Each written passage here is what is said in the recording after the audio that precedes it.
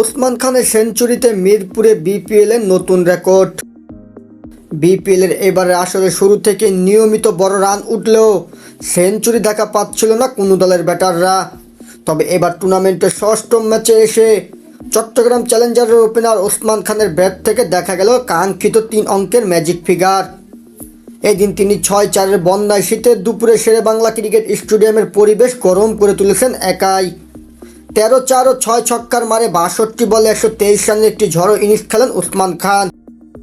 আর এতে 219 রানের বিশাল সংগ্রহ পায় চিটাগাং কিংস।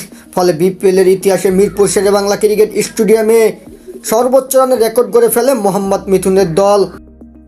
দুর্বার রাজশাহীকে ছুড়ে দিল এই মাঠে বিপিএলের সব থেকে বড় রানের লক্ষ্য। এর আগে 2020 সালে মিরপুরে সর্বোচ্চ 218 রানের রেকর্ড গড়েছিলেন তৎকালীন খুলনা ফ্র্যাঞ্চাইজি। কুমিল্লা ওয়ারিয়র্সের বিপক্ষে এমন বড় সংগ্রহ করেছিল তারা। তবে সকল মাঠের হিসাব করলে এটাই বিপিএলের সবচেয়ে বড় সংগ্রহ নয়, কারণ বিপিএলের সবচেয়ে বেশি রান উঠতে দেখা যায় চট্টগ্রামে। 2019 সালে চট্টগ্রাম জোহর আহমেদ স্টেডিয়ামে 239 রান সংগ্রহ করেছিল রংপুর। সেটি এখন পর্যন্ত বিপিএলের সেরা দলীয় ইনিংস। এদিকে চিটাগাং কিংসের দেওয়া বিশাল লক্ষ্য তাড়া করতে নেমে 114 রানে গুটিয়ে গেছে দুর্বার রাজশাহী। শুরুতে মোহাম্মদ হারিস বাদে আর কেউ প্রতিরোধ করতে পারেননি।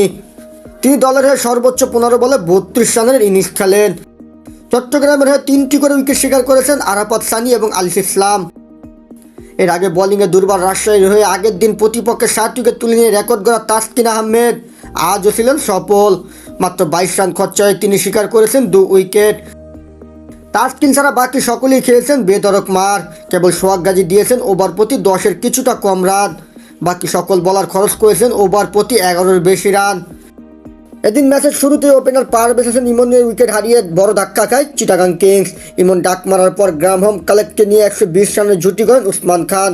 ক্লার্ক খেলেন 25 বলে 40 রানের একটি দারুণ ইনিংস।